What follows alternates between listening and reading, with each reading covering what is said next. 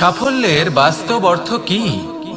নিজের লক্ষ্যে দৃষ্টিবদ্ধ হয়ে থাকা, প্রতিদিন তার জন্য কর্ম করা, দৃঢ় নিষ্ঠার সাথে উত্থান পতনে সামনে এগোতে থাকা আর নিজের লক্ষ্য প্রাপ্ত করা, এটাই কি সাফল্য? যদি আপনার কোনো বস্তু লাভ করতে হয়, কোনো শক্তি লাভ করতে হয় বা কোনো স্থান লাভ করতে হয়, তাহলে তার জন্য এসব ঠিক আছে, কিন্তু বাস্তবে সাফল্য এটা নয়। আপনার কাছে থাকা কোনো বস্তু, শক্তি বা স্থান আপনি কিভাবে ব্যবহার করবেন তা আপনার উপর নির্ভরশীল। যদি তার সঠিক ব্যবহার আপনাকে করতে হয়, তাহলে উচিত সময় এবং উচিত স্থানে আপনাকে থাকতেই হবে। একে নিয়তিও বলা হয়। এবার ধরুন, এমন কোনো গ্রন্থ আছে যা জ্ঞানের দ্বারা ভরপুর, এমন জ্ঞান যার দ্বারা জীবন বদলে দেওয়া সম্ভব। এবার এই গ্রন্থ যদি এমন কোনো ব্যক্তির হাতে পৌঁছয় যিনি নিরক্ষর, তিনি কি এই গ্রন্থের সদ্ব্যবহার করতে পারবেন? কখনোই নয়। সেই জ্ঞান দিয়ে নিজের আচরণ পাল্টাতে পারবেন? কখনোই নয়। সেরকমই ধরুন, কোনো ব্যক্তি যার কাছে একটা অস্ত্র আছে, যার দ্বারা উনি শত্রুকে শেষ করে দিতে পারেন, কিন্তু সেই ব্যক্তি হলেন একজন কাপুরুষ। তিনি কি শত্রুকে শেষ করতে পারবেন? তিনি কি জয়লাভ করতে পারবেন? কখনোই নয়। আপনার কাছে কি আছে তার থেকেও বেশি গুরুত্বপূর্ণ আপনি তা দিয়ে কি করবেন। উচিত ব্যক্তির সাথে উচিত সময় উচিত স্থানে থাকা বেশি গুরুত্বপূর্ণ। নিজের গুণের সাথে, নিজের শক্তির সাথে, নিজের জ্ঞানের সাথে উচিত সময় উচিত স্থানে অন্যের যন্ত্রণাকে দূর করা, অন্যের জীবনকে আরো সুন্দর করে তোলা, এটাই হলো সাফল্য। তাহলে সাফল্যের বাস্তব অর্থ বুঝুন, অর্থাৎ নিজেকে আরো প্রসন্ন রাখুন। আর আমার সাথে ভালোবেসে বলুন, রাধা রাধা। মানুষ জন্মগ্রহণ করে, তার সাথে ভয়েরও জন্ম হয়। ছোটবেলা থেকেই আমাদের মনে কোনো না কোনো প্রকারের ভয় থেকেই যায়। কেউ এই বিষয়ে ভয় পায় যে তার কোনো বস্তু তার থেকে দূরে চলে যাবে। কেউ এই বিষয়ে ভয় পায় যে আমি নিজেকে হারিয়ে ফেলব। কেউ এই ভেবে ভয় পায় যে আমার প্রিয়জনেরা তারা যেন আমার থেকে দূরে না চলে যায়। কেউ এই ভেবে ভয় পায় যে আমরা যেন পথ না হারিয়ে ফেলি, আদি ইত্যাদি। কিন্তু সত্যি কথা বলতে, ভেবে দেখুন এই ভয় বাস্তবে কি? শুধুই একটা মনস্থিতি, আর কিছুই নয়। যা কিছু আপনি জীবনে পেয়েছেন তা একদিন আপনাকে হারাতে হবে। এই জীবন হলো আপনারই, কিন্তু তাও একদিন সমাপ্ত হবে। তাই ভয় পেয়ে কি লাভ? এই ভয় শুধু আপনাকে জীবন যাপন করা থেকে বাধা দিচ্ছে, আর কিচ্ছু নয়। পথ হারিয়ে ফেললেই বুঝতে পারবেন যে নতুন পথ কিভাবে বানাতে হয়। কিছু মানুষকে জীবন থেকে হারালে তবেই আপনি বুঝবেন যে আপনার আপনজনকে। এই ভয়ের কারণে ভীত হয়ে থাকবেন না। এই তারা নক্ষত্র অন্ধকারের অভাবে গুরুত্ব হারায়। শিবকেও মহাদেব হবার জন্য বিষপান করতে হয়েছিল। প্রত্যেক পরিস্থিতি, প্রত্যেক সাফল্য আপনার পরীক্ষা নেবে। তাতে উত্তীর্ণ হওয়া হলো আপনার কর্ম। যখনই আপনি ভয় পাবেন বা সংকটের সম্মুখীন হবেন, তখন সাহসের সাথে তার সম্মুখীন হন। মনে রাখবেন, যে সম্মুখীন হতে জানে, সাফল্য তার সাথে সবসময় থাকে। আসুন আর আমার সাথে ভালোবেসে বলুন, রাধা রাধা। কথায় আছে, সংসারে নাকি সকল রোগের ওষুধ আছে। যদি আপনি নিজের শরীরকে ভালোবাসেন তাহলে ব্যায়াম করুন। যদি নিজের নিঃশ্বাস প্রশ্বাসকে ভালোবাসেন তাহলে প্রাণায়াম করুন। যদি আপনি নিজের আত্মাকে ভালোবাসেন তাহলে ধ্যান করুন। কিন্তু যদি আপনি নিজের জীবনকে, পরমাত্মাকে ভালোবাসেন তাহলে সকলকে ভালোবাসতে থাকুন। এই ভালোবাসা অত্যন্ত গুরুত্বপূর্ণ এবং আবশ্যক। ভালোবাসার থেকে ভালো না কোনো ওষুধ আছে, না আছে কোনো আসন। এর থেকে ভালো না কোনো ব্যায়াম আছে, আর না কোনো প্রাণায়াম। এই ভালোবাসা বড় বড় সমস্যারও সমাধান করতে পারে। ভালোবাসা বড় বড় বিপদকে আপনার থেকে দূর করতে পারে। এই ভালোবাসাই আপনাকে জীবনে বাঁচতে শেখায়, কারণ ভালোবাসাই হলো জীবনের আসল সত্য। তাহলে আসুন আর আমার সাথে ভালোবেসে বলুন, রাধা রাধা। জীবনে সাফল্য লাভ করতে হলে মানুষকে উচিত পথে চলতে হবে, কিন্তু তার থেকেও বেশি গুরুত্বপূর্ণ হলো এটা বোঝা যে সেই পথে চলতে চলতে কখন আমাদের দাঁড়াতে হবে আর কখন আমাদের চলতে হবে। এই শিক্ষা অত্যন্ত গুরুত্বপূর্ণ। এবার দেখুন, ছোট্ট একটা কথা রয়েছে। ওকে আটকিও না, যেতে দাও। এই বাক্যের অর্থ কি? অর্থ যে কাউকে আটকিও না, যে এগোতে চাইছে তাকে এগোতে দাও, তার পথে বাধা সৃষ্টি করো না। এবার এই ছোট কথাতে এক অনুচিত স্থানে আমি দাঁড়িয়ে পড়ি। আটকাও, যেতে দিও না। এবার এর অর্থ কি হলো? যে এই ব্যক্তিকে আটকাও, তাকে জীবনে এগোতে দিও না, এর পথে বাধা সৃষ্টি করো। এবার এই ছোট কথাতে অনুচিত স্থানে যদি আমি আটকে যাই, তবে ভাবো কত পার্থক্য হলো। এই শিক্ষা কতটা গুরুত্বপূর্ণ সেটা শিখুন, আর এই শিক্ষা আমাদের জীবনে কতটা গুরুত্বপূর্ণ হতে পারে সেইটা বুঝুন। বুঝে যান, শিখে যান জীবনে কখন সামনে এগোতে হবে আর কখন থামতে হবে। মন প্রসন্ন হয়ে বলবে রাধা রাধা। বুদ্ধি আর বিবেকের পার্থক্য কোথায় তা নিয়ে এই সংসার অনেক কিছুই ভাবে। কিছু মানুষ ভাবেন যে এই দুই হলো একই, কিন্তু যদি সত্যি কথা বলি তাহলে এই দুইয়ের মধ্যে একটা অমূল্য পার্থক্য আছে। আর তা হলো এটা যে বুদ্ধির সম্পর্ক হলো মস্তিষ্কের সাথে, আর বিবেকের সম্পর্ক হলো হৃদয়ের সাথে। যে কোনো বুদ্ধিমান মানুষ কি করেন? নিজের মতন করে এই সংসারকে বদলে ফেলতে চেষ্টা করেন। একজন বিবেকশীল মানুষ কি করেন? নিজের অন্তরকে, নিজের মনকে বদলে ফেলতে চেষ্টা করেন। কারণ মানুষের সংসার এই মনের মধ্যেই বসবাস করে। তাই নিজের বুদ্ধির ব্যবহার অবশ্যই করুন, কিন্তু তাতে বিবেকের লাগামটা অবশ্যই শক্ত হাতে ধরবেন। আসুন আমার সাথে ভালোবেসে বলুন রাধা রাধা। মানুষের মধ্যে একটা বিচিত্র প্রবৃত্তি থাকে, অন্য সকলের বিষয়ে, তাদের জীবনের বিষয়ে, তাদের ব্যক্তিত্বের বিষয়ে, তাদের ভবিষ্যতের বিষয়ে অনুমান করা। এটা হলো অনুচিত। কারোর অতীতকালকে দেখে লোকে ভবিষ্যৎ বলে দিতে পারেন, বর্তমানকে দেখে ভবিষ্যতের বিষয়ে অনুমান করে ফেলেন। উদাহরণ দিতে হলে বলবো, কোনো দাসকে দেখুন, ওকে দেখে লোকে বলে যে ওর ভবিষ্যৎ সেটাই হতে পারে, অনুমান করে ফেলেন। আর এই রাজাকে দেখুন, উনি তো কত সুখী হবেন, উনি তো জগতের সব থেকে অধিক সুখী মানুষ, কত সুখ সুবিধা আছে ওনার কাছে, ধারণা করে ফেলেন। তবে সত্য তো এটাই যে কারোর ব্যক্তিত্বের বিষয়ে, তাদের ভবিষ্যতের বিষয়ে আপনি পূর্ণ সত্য কখনোই বলতে পারবেন না, শুধু অনুমান করতে পারবেন।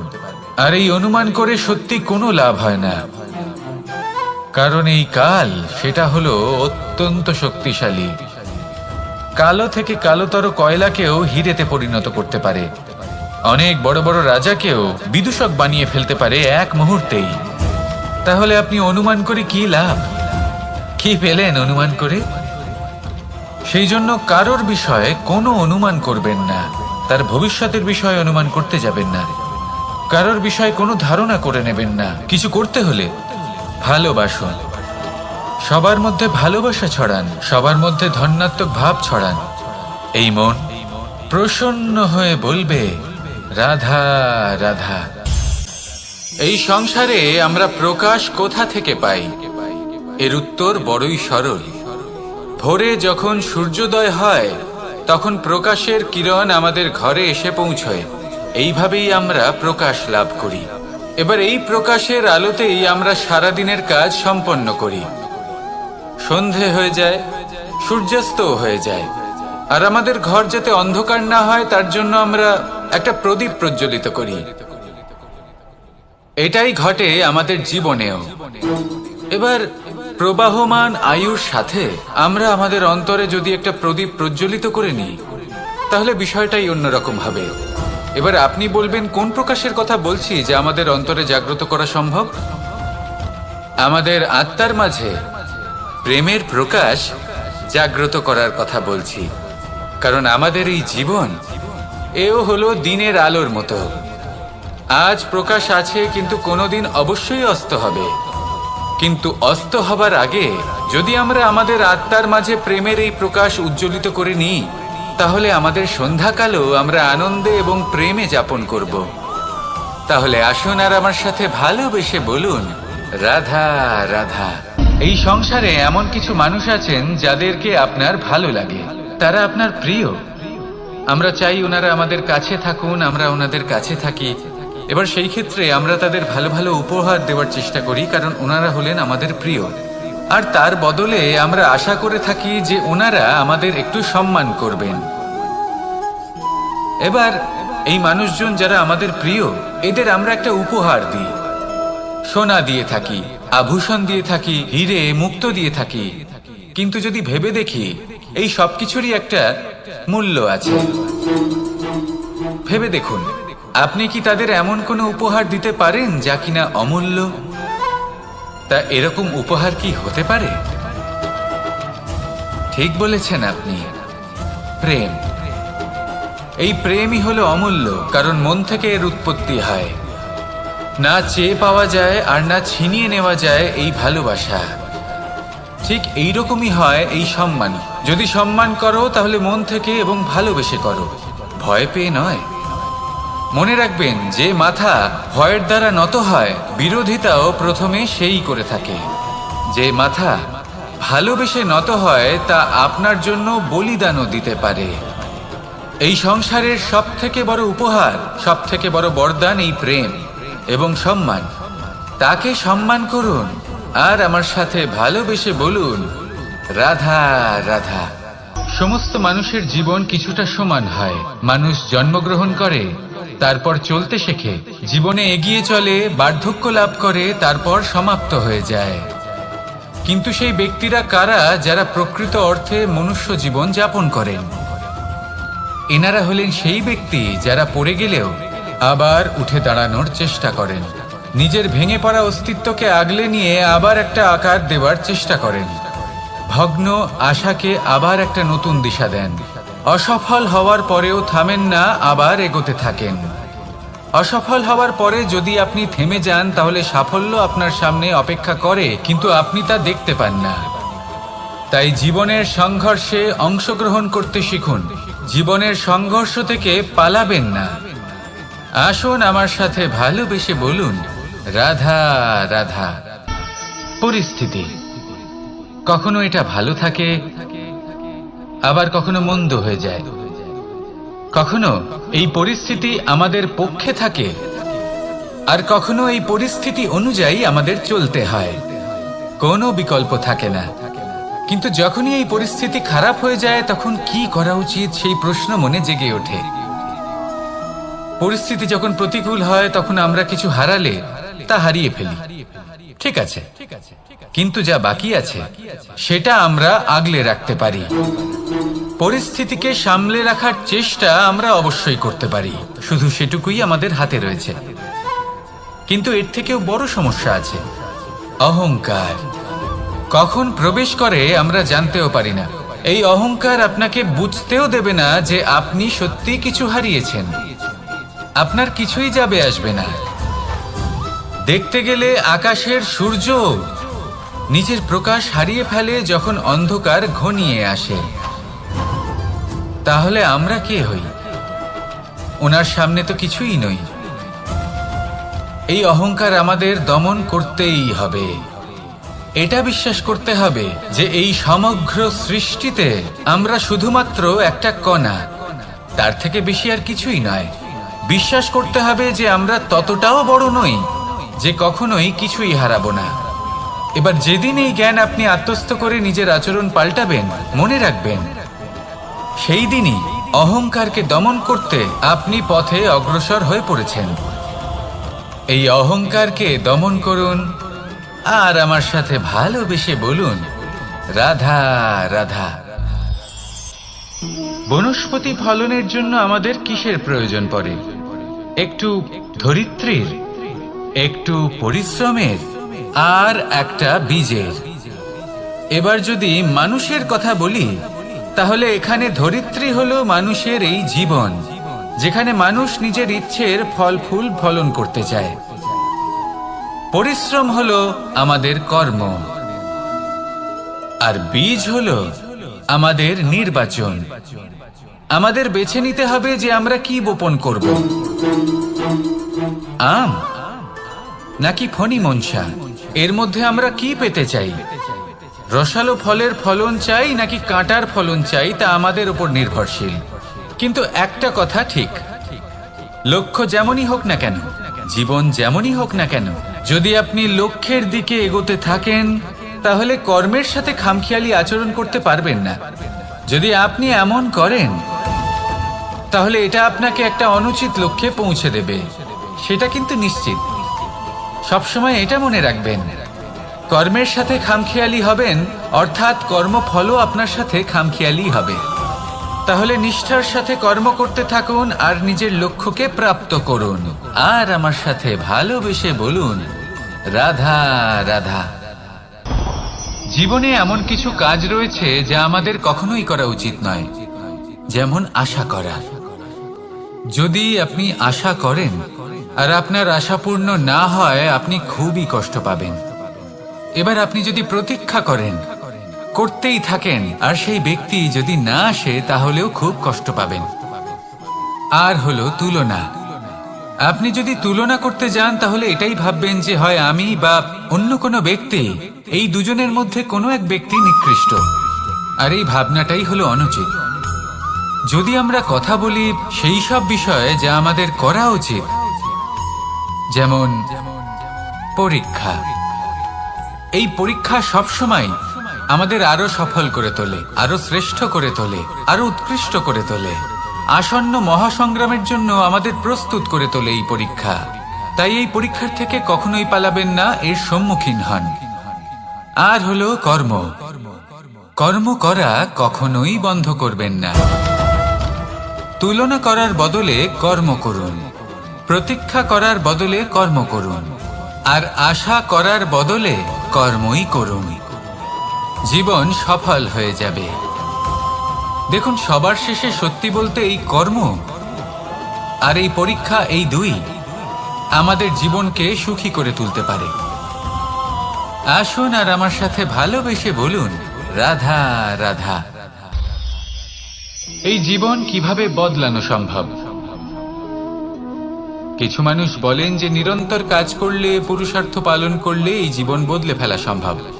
আজ আমি আপনাকে বোঝাবো যে এক মুহূর্ত, সময় আর সিদ্ধান্ত কতটা গুরুত্বপূর্ণ হয়। এক মুহূর্তই যথেষ্ট। একটা মুহূর্ত এত শক্তিশালী হতে পারে যে তা আপনার সমগ্র জীবন পাল্টে দিতে পারে। এমন এক সময় ছিল শ্রীরামের কাছে, যখন ওনাকে সিদ্ধান্ত নিতে হয় যে উনি নিজের পিতার আদেশ পালন করতে বনবাসে যাবেন নাকি যাবেন না। উনি সেই আদেশ পালন করেছিলেন, তারপর সময় অনুসারে উপযুক্ত সিদ্ধান্ত নিলেন। আর আজ সকলের মনে বসবাস করেন শ্রীরাম। আর অন্যদিকে আছে রাবণ। ওনার কাছে একটা সময় ছিল, একটা সুযোগ ছিল নিজের প্রারব্ধকে শুভ করে তোলার। উনি ভুল করলেন আর মৃত্যু লাভ করলেন। নির্বাচন সবসময় আপনার হাতে, শুধু আপনাকে সময়কে বুঝতে হবে, সেই মুহূর্তকে বুঝতে হবে আর উচিত সিদ্ধান্ত নিতে হবে, ব্যাস। বুঝতে শিখুন এই সময়ের দাবি কি, বুঝতে শিখুন এই সময়ের ইচ্ছে কি, আর উচিত সিদ্ধান্ত নিন। আর আমার সাথে ভালোবেসে বলুন, রাধা রাধা। মানুষের শরীর থেকে যা কিছু নির্গত হয় সবই পচনশীল, তা থেকে দুর্গন্ধ বেরোয়, একটা ঘৃণাবোধ জন্ম নেয়। আমাদের রক্ত হোক, অবশিষ্ট হোক, ঘাম হোক, নিঃশ্বাস হোক, আবার এমনকি যখন আমরা মনুষ্য শরীর ত্যাগ করি তারপরেও এই শরীরেও পচন ধরে, তার থেকে দুর্গন্ধ বেরোয়। কিন্তু বিষয়টা হলো এটা আমাদের হাতেই নেই। তাহলে আমাদের হাতে কি রয়েছে? আমাদের কর্ম, আমাদের উদ্দেশ্য আর আমাদের বাণী। যদি এইগুলো শুভ রাখেন তাহলে শুধু নিজে সুগন্ধিত থাকবেন না, এই সমগ্র সংসারকে সুগন্ধিত করে তুলবেন। কথায় আছে যে বাণীর থেকে অধিক মূল্যবান আর কিছুই নেই। সেই জন্য যে কোনো কথা বলার আগে নিজের শব্দকে নিজের মনের তুলাদণ্ডে মেপে দেখুন, তারপরে তার প্রয়োগ করুন। কখনো কখনো এমনও হতে পারে যে আপনার কথা কারোর জীবনে আশীর্বাদ হয়ে দাঁড়ালো, যার দ্বারা হয়তো সে শক্তি এবং প্রসন্নতা লাভ করলো। আবার এমনও হতে পারে যে আপনার কথা হয়তো কারোর মনে এমন আঘাত দিল, সে সেই আঘাত কোনোদিনও ভুলতে পারল না। আসুন আমার সাথে ভালোবেসে বলুন, রাধা রাধা। ইচ্ছে এবং চেষ্টা, এই দুই মানুষের মধ্যে আছে। কিন্তু এই দুইয়ের মধ্যে সামঞ্জস্য থাকা খুব প্রয়োজন। আপনার যা ইচ্ছে সেটা পূর্ণ করার জন্য চেষ্টার প্রয়োজন তো অবশ্যই। আপনি যে স্বপ্ন দেখেন সেটা পূর্ণ করার জন্য নিদ্রা ত্যাগ করে চেষ্টা করা অত্যন্ত প্রয়োজনীয়, নয়তো এই স্বপ্ন কখনোই পূর্ণ হবে না। যদি আপনি কোনো প্রশ্নের উত্তর চান তাহলেও আপনাকে চেষ্টা করতেই হবে। জীবনে যদি সামনে এগোতে হয় তাহলে পাকে কষ্ট দিয়ে সামনে এগোতে হবে, চেষ্টা অবশ্যই করতে হবে। যদি আপনি চেষ্টা না করেন, পরিশ্রম না করেন, তাহলে এই সংসার আপনাকে পেছনে ফেলে সামনে এগিয়ে যাবে। নিজের ইচ্ছেগুলিকে মন থেকে বাস্তবে আনুন আর চেষ্টার দ্বারা তাকে সার্থক করুন। এই মন প্রসন্ন হয়ে বলবে, রাধা রাধা। জীবনে কখনো সাফল্য আসে, আবার কখনো অসফলতা, কখনো আশা পাওয়া যায়, কখনো নিরাশা, কখনো জয় লাভ করি, আবার কখনো পরাজয়। এর পেছনের কারণটা জানা অত্যন্ত প্রয়োজনীয়। যদি আমি পরাজয়ের কথা বলি, যখনই আমরা পরাজয় লাভ করি আমরা ভাবতে থাকি যে এমন কেন হলো? আমাদের শত্রু কি বেশি শক্তিশালী ছিল, নাকি আমাদের নীতিতে কোনো খামতি ছিল? এই সমস্ত কারণের পেছনে খুব বড় একটা কারণ থাকে, আর সেই কারণ আমাদের অন্তরে সুপ্ত থাকে। ধরে নিন একটা পথ, তাতে আপনি চলছেন, সেই পথ কাঁটায় পরিপূর্ণ, কিন্তু আপনি পাদুকা পরে রয়েছেন আর আপনি হেঁটে সামনে এগিয়ে যান। এবার এমন একটা পথ এলো যা পুষ্পে ঢাকা, আর আপনি পাদুকা পরে রয়েছেন, কিন্তু আপনার পাদুকাতে একটা পাথর আটকে গেল। তখন দু পা হাঁটাও খুব কঠিন হয়ে পড়ে। এই সংসারের যে কোনো শক্তি আপনাকে পরাস্ত করার পূর্বে আপনি জানেন কে আপনাকে পরাস্ত করতে পারে? আপনার অন্তরের দুর্বলতা, আপনার অন্তরের সেই সুপ্ত শত্রু। আর সেই জন্য ইতিবাচক মনোভাব গুরুত্বপূর্ণ হয়ে পড়ে। ভালো মানুষদের সাথে থাকুন, সৎসঙ্গে থাকুন, বন্ধুত্ব করুন, ভালোবাসুন। এই ভালোবাসা এত শক্তিশালী এক অস্ত্র যাকে ব্রহ্মাস্ত্র পরাস্ত করতে পারে না। এই সমস্যারূপী পাথর কিছুই নয়। আসুন আমার সাথে ভালোবেসে বলুন, রাধা রাধা। এই জীবন আসলে কি? আমরা কারা? আমাদের অস্তিত্ব আসলে কি? পঞ্চতত্ত্ব দ্বারা নির্মিত আমাদের এই শরীর, আর এর মধ্যে পরমাত্মার একটি অংশ আত্মারূপে বসবাস করে। আর যখন এই জীবন সমাপ্ত হবে তখন আমাদের আবার এই পঞ্চতত্ত্বের মধ্যে বিলীন হয়ে যেতে হবে। এটাই সত্য। এবার অনেক মানুষ আছেন এমন অনেক চেষ্টা করতে থাকেন এমন কর্ম করার যাতে এই সংসার তাদের চিরস্মরণীয় করে রাখবে। কিন্তু এই জীবন আসলে কি? সেই সময় যখন আমরা নিঃশ্বাস নিই, আমাদের হৃৎস্পন্দন হয়, আমরা যে মুহূর্তগুলো যাপন করি, এবার এই মুহূর্তগুলিতে আমরা কি করব সেটা অত্যন্ত গুরুত্বপূর্ণ। আমরা কি অহংকার করব নাকি পরোপকার করব? এই সৃষ্টিকে বেঁধে রাখার চেষ্টা করব নাকি নিজেকে উন্নত করে তোলার চেষ্টা করব? এটাই শিক্ষা যে বল হোক বা কায়া, এর প্রতি আমাদের না অহংকার করা উচিত আর না মোহ। শুধু প্রত্যেকটা মুহূর্ত প্রেমময় হয়ে বাঁচুন আর ভালোবেসে বলুন, রাধা রাধা। এই সংসারের সব থেকে বড় শক্তি আসলে কি? দৈহিক শক্তি, ভৌতিক শক্তি, রাজনৈতিক শক্তি, স্বর্ণের শক্তি, বিদ্যার শক্তি নাকি মায়ার শক্তি, ভক্তির শক্তি নাকি নিরাশক্তির শক্তি? এই সংসারের সব থেকে বড় শক্তি হলো হাসি মুখের। যদি আপনি এবং আমি এমন কোনো সময় হাসতে পারি যেখানে মুখে হাসি আসা প্রায় অসম্ভব, তাহলে বিশ্বাস করুন এই সংসারে কেউ আপনাকে ভাঙতে পারবে না। এটা কিছুটা সেই রেশমের কীটের মতো, যে চারিদিক থেকে নিজেকে ঢেকে রাখে একটা খোলসের মধ্যে থাকে কিন্তু জীবিত থাকে। এই হাসি মুখ এটা শুধুমাত্র একটা আবেগ নয়, এটা সংসারের যে কোনো অভাব দূর করে। অভাব আশার, অভাব বিশ্বাসের। এই হাসি আপনার অন্তরে আশার আলো জাগ্রত করে আর এই সংসারের হতাশা দূর করে দেয়। তাই কঠিন থেকে কঠিনতর পরিস্থিতিতেও মুখে হাসি বজায় রাখুন। এই শক্তি আপনার থেকে কেউ কাটতে পারবে না। আর যদি আপনার কাছে এই শক্তি থাকে তাহলে অন্য কোনো শক্তি আপনাকে বাধা দিতে পারবে না। তাহলে হাসুন আর আমার সাথে ভালোবেসে বলুন, রাধা রাধা। যজ্ঞের আগুনকে শুভ বলে মনে করা হয়, আর সেখানেই চিতার আগুনকে অশুভ মনে করা হয়। এমনটা কেন হয়? এখানে বিষয়টা হলো লক্ষ্য, বিচার এবং সঙ্গের। যখন আমরা যজ্ঞ করি তখন আমাদের লক্ষ্য কি হয়? পরিবেশকে আরো পবিত্র করে তোলা, ইতিবাচক করে তোলা। আমাদের লক্ষ্য শুভ হয়। তারপরে আসে বিচার। এই পরিস্থিতিতে সেই বিচার হলো অগ্নি। স্ফুলিঙ্গ থেকে তীব্র আকার ধারণ করে সমস্ত কাঠকে পুড়িয়ে দেয় এবং সুগন্ধ ছড়িয়ে দেয়। অর্থাৎ যদি আপনার লক্ষ্য শুভ হয় তাহলে তা নিজেই শুভ বিচারধারাকে আমন্ত্রণ জানায়। এই শুভ বিচার তখনই আসবে যখন আপনার সংকল্প শুভ হবে। অন্যদিকে হলো চিতার আগুন। এর লক্ষ্য কি? একটা দেহকে পরধামে পৌঁছে দেওয়া। সবার শেষে সবকিছু আপনার উপরে নির্ভরশীল যে আপনি কোনটা চয়ন করতে চান। আপনার লক্ষ্য যদি শুভ হয় তাহলে আপনার বিচার এবং সঙ্গতি আর তার পরিণাম সবই শুভ হবে। আসুন আর আমার সাথে ভালোবেসে বলুন, রাধা রাধা।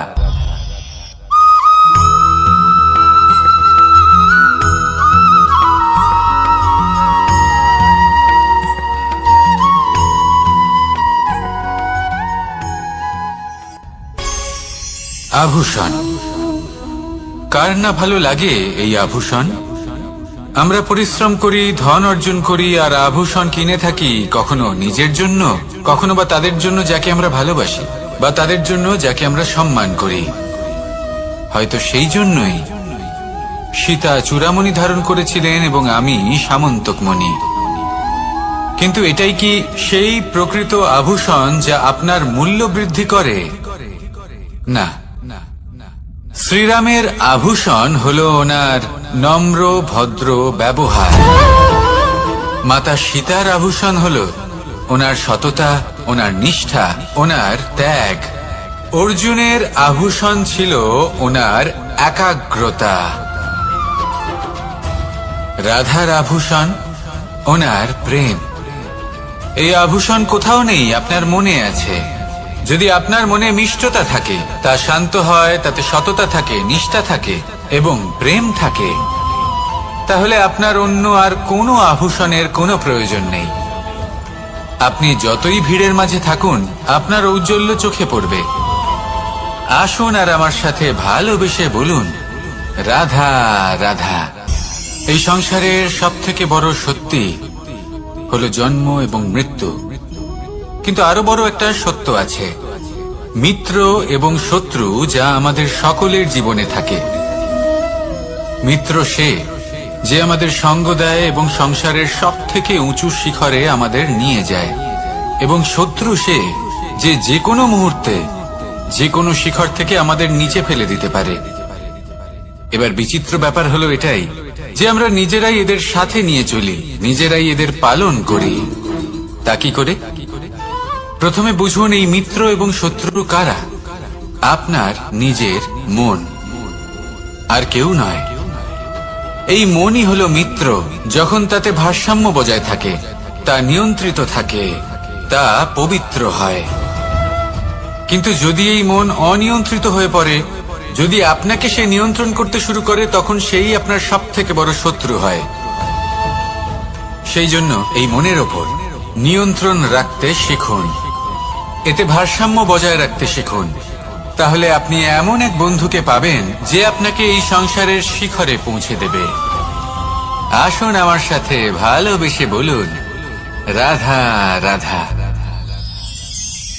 ঈশ্বর আসলে কে? সংসারের বেশিরভাগ মানুষের কাছে ঈশ্বর হলেন এই সংসারের রচয়িতা, পালনকর্তা।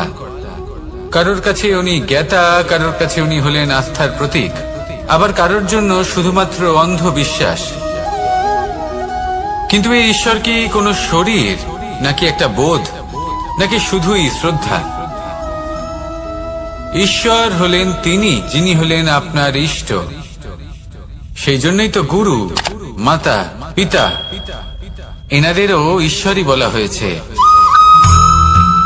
যাদেরকে আমরা ঈশ্বর বলে মনে করি, যারা আমাদের ইষ্ট, তারা আমাদের একটি পথ দেখান, একটি দিকে চালিত করেন। সেই পথে চলে আপনি শুভ কর্ম করতে পারেন।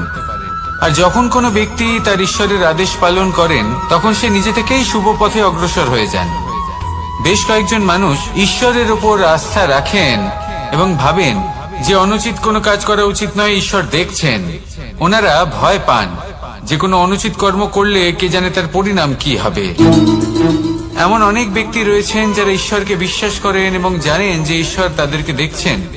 তাই যে যে শুভ কর্ম ওনারা করেছেন তার ফল তারা অবশ্যই পাবেন। এবার আপনি ভয় পেয়ে ঈশ্বরকে বিশ্বাস করবেন নাকি বিশ্বাসের দ্বারা ঈশ্বরকে বিশ্বাস করবেন, সেই সিদ্ধান্ত আপনারই। কিন্তু হ্যাঁ, যদি আপনার মনে ঈশ্বরের জন্য কোনো স্থান থাকে, যদি আপনার কোনো ইষ্ট থাকেন, যদি আপনি কাউকে ঈশ্বর মনে করেন যার প্রত্যেক আদেশ আপনি পালন করে থাকেন, তাহলে বলি ঈশ্বর কখনো আপনাকে অনুচিত পথে চালিত করবেন না। আসুন আমার সাথে ভালোবেসে বলুন, রাধা রাধা। এই সংসারে ভিন্ন ভিন্ন ধরনের গাছ আছে, অসংখ্য ধরনের প্রজাতি আছে। কিছু গাছ পাতা দিয়ে থাকে, কিছু ফুল, কিছু ফল। কেউ ছায়া প্রদান করে, কেউ শীতলতা প্রদান করে, কেউ নিজেকে খুব কষ্ট দিয়ে এই সংসারের বিকাশে সহায়ক হয়ে ওঠে। কিন্তু এই সবার মধ্যে একটা বিষয় কিন্তু সমান, এরা প্রত্যেকেই পাতা ছাড়া, ফুল ছাড়া, ফল ছাড়া জীবিত থাকতেই পারে, কিন্তু কোনো বৃক্ষই শিকড় ছাড়া বেঁচে থাকতেই পারে না। এটাই হলো রাধার। ঠিক সেইভাবেই আমাদের জীবনে শক্তি হোক, ধন হোক বা সাফল্য হোক, আমাদের বা আমাদের পরিবারের প্রসন্নতাই হোক, এই সবকিছুর আধার হলো, সবকিছুর মূল হলো পরিশ্রম। তাই জীবনে চিরকাল পরিশ্রম করতে থাকুন। যদি আপনি জীবনে মহান হবার পথে অগ্রসর হতে চান, তাহলে পরিশ্রম করুন। এই পরিশ্রম দ্বারাই নিজের পরিবারকে প্রসন্ন করুন, নিজের বন্ধুদের প্রসন্ন করুন, এই সমাজকে গর্বিত করুন। আসুন আমার সাথে ভালোবেসে বলুন, রাধা রাধা। এই সংসারের সব থেকে বড় রোগ কোনটা? কেউ বলবে মানসিক রোগ, কেউ বলবে সেই রোগ যা সর্পদংশনের ফলে হয়ে থাকে। এই সংসারে ভিন্ন ভিন্ন ধরনের রোগ আছে এবং তার সাথে ভিন্ন ভিন্ন ধরনের যন্ত্রণাও রয়েছে। এমন একটা রোগ আছে যা চোখে দেখা যায় না, যা আপনার শরীরে কোনো দাগ রেখে যায় না, কিন্তু আপনার আত্মাকে পর্যন্ত ক্ষত বিক্ষত করে, অসুস্থ করে তোলে, বিনাশ করে দেয় আপনাকে এবং তার সাথে আপনার আত্মাকেও। এই অসুখের নাম হলো লালসা। লালসা, যে কর্ম সাধন করেছেন তার থেকে বেশি ফল লাভ করার আশা। লালসা, যা আজ আছে তার থেকে অনেক বেশি লাভ করার ইচ্ছে। এই ইচ্ছে এই সংসারে সবার থেকে এগিয়ে থাকার আপনাকে প্রেরণা যোগাবে, কিন্তু তার জন্য আপনাকে অপরাধযোগ্য কাজ করতে উৎসাহিত করবে। আপনার বন্ধু, আপনার আত্মীয়, আপনার পরিবার, এই সবার থেকে আপনি কখন দূরে চলে যাবেন আপনি বুঝতেই পারবেন না। উচিত অনুচিত কোনটা, ধর্ম অধর্ম কোনটা, সব ভুলে যাবেন আপনি। সেই জন্য মনে রাখবেন, নিজের জীবনে যদি আপনি লালসার থেকে নিজেকে দূরে রাখতে পারেন, তাহলে এর অর্থ হলো যে আপনি এই সংসারের সব থেকে বড় অসুখের ওপর বিজয় লাভ করেছেন। আসুন আমার সাথে ভালোবেসে বলুন, রাধা রাধা। এই সাগর কত বিশাল আকার, কখনো শান্ত কখনো উত্তাল, কিন্তু এই সাগরকে এত মহান কে করে তুলল? জল। এবার এই জলের যাত্রা দেখুন, সেটা কতটা কঠিন। এই জল সাগরে থাকে, সূর্য ওকে এতটা উত্তপ্ত করে তোলে যে এই জল নিজের অস্তিত্ব হারিয়ে ফেলে এবং বাষ্পে পরিণত হয়ে হাওয়ায় মিলিয়ে যায়। তারপরে আকাশে যায় আর নিজের অস্তিত্ব আবার হারিয়ে ফেলে, মেঘে পরিণত হয়। তারপর এই মেঘ কোথাও গিয়ে কোনো পর্বতে ধাক্কা খায়, তারপর আবার এই জল নিজের অস্তিত্ব হারায়। তারপরে বর্ষার রূপ ধারণ করে তা বর্ষিত হয়, বা কোনো পর্বতের চূড়ায় তার শিখরে বরফের রূপ ধারণ করে। তারপরেই বর্ষা মাটির দিকে নিজের যাত্রা শুরু করে।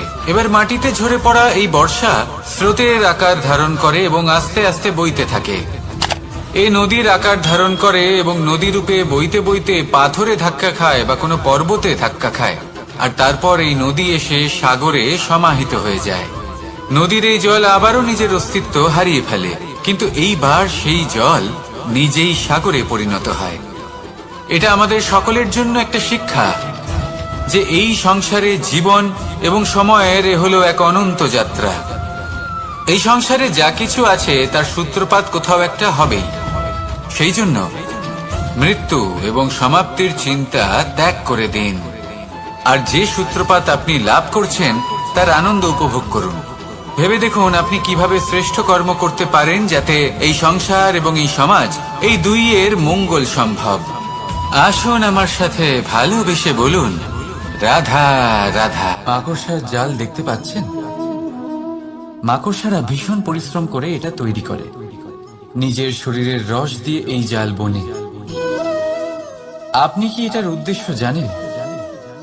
আসলে মাকড়সা এই জালে ছোট কীটপতঙ্গ ধরে তাদেরকে খাদ্যরূপে গ্রহণ করে।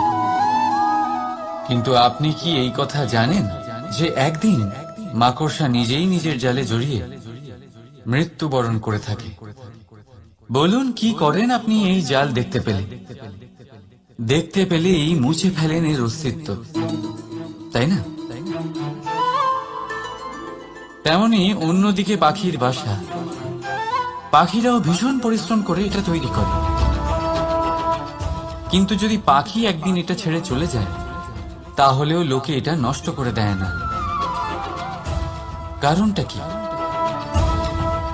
এর কারণ হলো এর নির্মাণ জীবন সঞ্চারের জন্য করা হয়েছিল, নষ্ট করার জন্য নয়।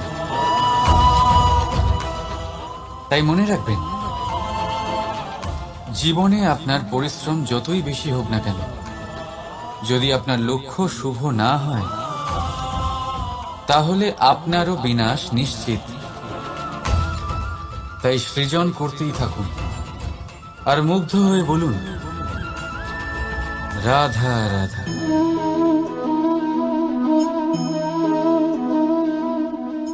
আপনার কি মনে হয় আমি কি করছি? আপনি বলবেন আমি প্রদীপ জ্বালাচ্ছি। সঠিক, কিন্তু প্রশ্ন হচ্ছে যে আমি কি আপনাকে বলেছি যে একে প্রদীপ বলা হয়? না।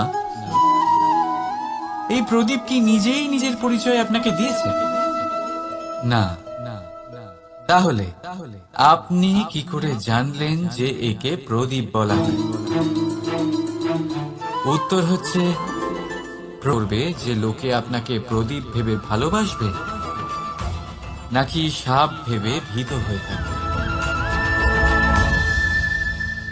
রাধা রাধা। সময় কত বিচিত্র হয়। সময় আমাদের পক্ষে থাকলে আমরা নিজেদের রাজা মনে করে নিই, আর সেই সময় যদি বিপক্ষে চলে যায় তাহলে নিঃস্ব হতে সময় লাগে না। তাই মানুষের একটা অভ্যেস আছে, খারাপ সময়ের জন্য কিছু সঞ্চয় করা। আত্মীয়, বন্ধু খারাপ সময় পাশ থেকে সরে যায়। যশ, মান প্রতিকূল সময় চিরস্থায়ী হয় না।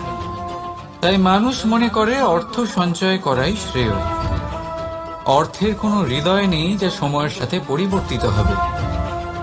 সংসার বলে সর্বদা অর্থ সঞ্চয় করতে থাকুন। খারাপ সময় অবশ্যই কাজে লাগবে, কিন্তু আমি বলবো শুভ কর্ম করতে থাকুন, আনন্দে থাকুন, নিজের ওপর আর ঈশ্বরের ওপরে বিশ্বাস রাখুন। খারাপ সময় কখনো আসবেই না। রাধা রাধা। প্রকৃতি মানুষকে এক বিশেষ শক্তি দিয়েছে, অন্য জীবের থেকে বেশি শক্তি দিয়েছে। স্মরণ শক্তি। এই শক্তি মানুষকে অন্য জীবের থেকে ভিন্ন করে, ইতিহাস রচনা করার প্রেরণা দেয়, জ্ঞানকে বংশানুক্রমে এগিয়েও নিয়ে যায়। আর যারা ভুলে যান, অধিকাংশ সময় তারা উপহাস আর দয়ার পাত্র হয়ে যান। কিন্তু এটাই কি প্রকৃত রূপে সত্য? না। এই স্মরণ শক্তি মানুষের বিকাশে সব থেকে বড় বাধা হয়ে দাঁড়ায়। তার মনকে দূষিত করে দেয়। খারাপ অভিজ্ঞতা, কারোর করা বিশ্বাসঘাতকতা, কারোর কটাক্ষ বেশিরভাগ মানুষই ভুলতে পারেন না। রাধা রাধা।